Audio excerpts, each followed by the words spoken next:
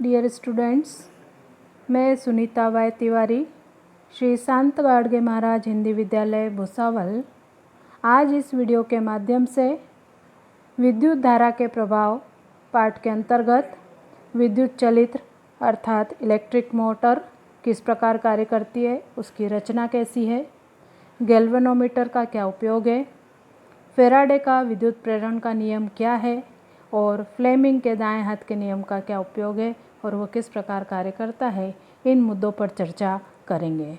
तो आइए देखते हैं विद्युत चलित्र या इलेक्ट्रिक मोटर। इलेक्ट्रिक मोटर क्या है?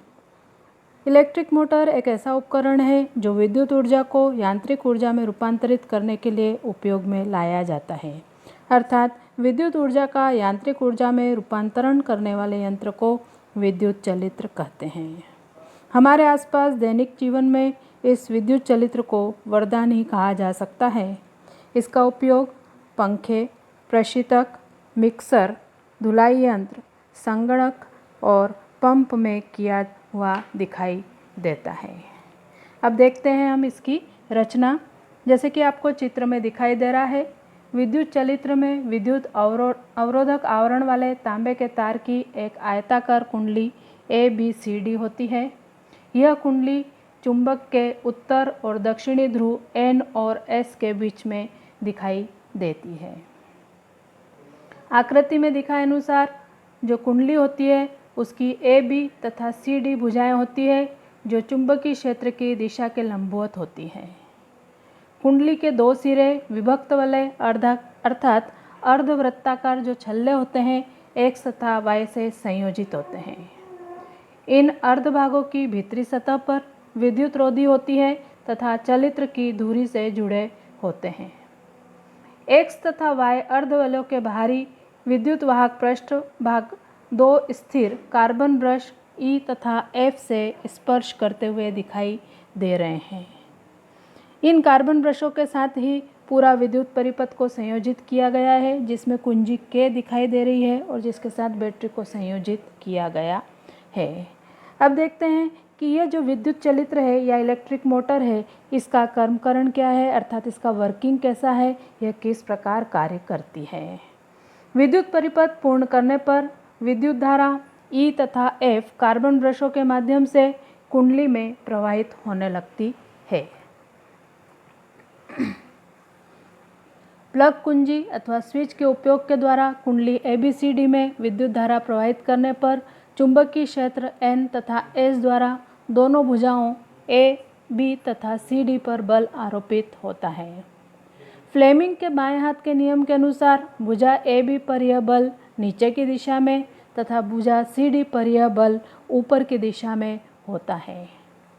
भुजा AB पर बल आरोपित बल AB को नीचे की दिशा में ढकेलता है, तो भुजा CD पर आरोपित बल ऊपर की दिशा में ढकेलता है। इन बलों के परिमाण समान होते हैं और कुंडली ऊर्ध्वाधर स्थिति में आने तक परिमाण में समान तथा विपरीत दिशा वाले इन बलों की जोड़ी कुंडली को सुइयों की गति की दिशा में घुमाती है, अर्थात दक्षिणावर्त में घुमाती है। आधा घूर्णन पूर्ण होने के पश्चात विभक्त वलय के अर्धभाग X तथा Y क्रमशः F तथा E कार्बन ब्रश के संपर्क में आने के कारण कुंडली में विद्युत धारा DCBA दिशा में प्रवाहित होने लगती है। इस कारण AB पर बल ऊपर की दिशा में और CD पर बल नीचे की दिशा में क्रिया करता है। इसके परिणाम स्वरूप कुंडली पहले की दिशा में ही घूर्णन करती है। कुंडली का एक चक्कर पूर्ण होने पर अर्थात 360 डिग्री घूमने के बाद विद्युत धारा पुनः ABCD दिशा में प्रवाहित होती है। इस कारण AB पर क्रियाशील बल नीचे की दिशा में और CD पर क्रियाशील बल ऊपर की दिशा में क्रियाशील होता है। फलस्वरूप कुंडली पहले की दिशा में ही घूर्णन करती रहती है। प्लग कुंजी अथवा स्विच का उपयोग करके विद्युत धारा खंडित करने पर कुछ समय बाद भी कुंडली का घूर्णन बंद हो जाता है। इस प्रकार जो विद्युत मोटर है वह कुंडली के घूर्णन के आधार पर कार्य करती रहती है। अब देखते हैं गैल्वेनोमीटर। विद्युत चलित्र नामक यंत्र का जो सिद्धांत है, उसी सिद्धांत पर आधारित एक संवेदनशील उपकरण है गैल्वेनोमीटर।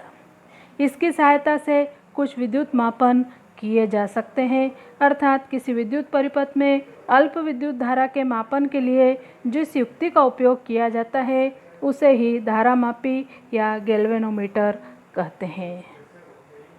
अब देखते हैं फैराडे का विद्युत प्रेरण का नियम। पहले चित्र में आपको दिखाई दे रहा है कि विद्युत धारा को प्रवाहित करने पर या खंडित करने पर किस प्रकार से वहाँ पर चुंबकीय क्षेत्र का निर्माण होता है। पहले चित्र के दिखाए के अनुसार जब हम इसका परिपथ पूर्ण करते हैं, परिपथ पूर्ण करने के पश्चात परिनालिका में से प्रवाहित होने वाली विद्युत धारा को कुंजी खुली रखकर शून्य किया तो उसी क्षण कुंडली के परिपथ के गैल्वेनोमीटर की सुई तुरंत विचलित होकर पुनः शून्य पर आती है। परिनालिका में से प्रवाहित होने वाली विद्युत धारा को पुनः शुरू करने पर गैल्वेनोमीटर की सुई दूसरी ओर जल्दी से विक्षेपित होकर पुनः शून्य पर आती है। अब विद्युत धारा प्रवाहित होते समय यदि कुंडली को परिनालिका के अक्ष के लंबवत तथा अक्ष पर परिनालिका से पास और दूर ले जाने पर गैल्वेनोमीटर की सुई विकसित होती है, अर्थात कुंडली में विद्युत धारा निर्मित होती है। इस प्रयोग से यह स्पष्ट होता है कि परिनालिका को स्थिर रखकर या परिनालिका की विद्युत धारा परिवर्तित करने पर भी कुंडली में विद्युत धारा निर्मित होती है और जितने जल्दी परिनालिका कुंडली के सामने से बाजू में ले जाई जाएगी उतनी ही गैल्वेनोमीटर की सुई का विचलन अधिक होता है, अर्थात परिनालिका की विद्युत धारा परिवर्तित करके कुंडली में विद्युत धारा निर्मित होती है या कुंडली के पास परिनालिका को सरकाने पर भी कुंडली में विद्युत धारा निर्मित होती है। इसी आधार पर फैराडे का विद्युत प्रेरण का नियम दिया गया, जो कि इस प्रकार है। परिनालिका में विद्युत धारा शुरू करते ही या बंद करते ही कुंडली में विद्युत धारा प्रेरित होती है। विद्युत धारा कम या अधिक करने पर भी ऐसा ही प्रेरण दिखाई देता है, अर्थात कुंडली में से जाने वाली चुंबकीय बल रेखाओं की संख्या परिवर्तित होने पर भी कुंडली में विद्युत धारा प्रेरित होती है और इसे ही फैराडे के प्रेरण का नियम कहते हैं, जो कि चित्र में आपको दिखाई दे रहा है, चुंबकीय बल रेखाओं की दिशा। अब देखते हैं फ्लेमिंग के दाएं हाथ का नियम। फ्लेमिंग के दाएं हाथ का नियम प्रेरित विद्युत धारा की दिशा को ज्ञात करने के लिए उपयोग में लाया जाता है, जिसके अनुसार दाएं हाथ के अंगूठे, तर्जनी और मध्यमा को इस प्रकार रखा जाता है कि वे परस्पर लंबवत हों। इस स्थिति में यदि अंगूठा विद्युत चालक की गति की दिशा, तर्जनी चुंबकीय क्षेत्र की दिशा दर्शाए तो मध्यमा प्रेरित विद्युत धारा की दिशा को दर्शाती है और इसी नियम को फ्लेमिंग के दाएं हाथ का नियम कहा गया है, जिसका उपयोग प्रेरित धारा की दिशा को ज्ञात करने के लिए किया जाता है। इस प्रकार इस वीडियो के माध्यम से हमने विद्युत चलित यानी इलेक्ट्रिक मोटर का वर्किंग, उसकी रचना, फ्लेमिंग के दाएं हाथ का नियम और फैराडे के विद्युत प्रेरण के नियम का अध्ययन किया। Thank you.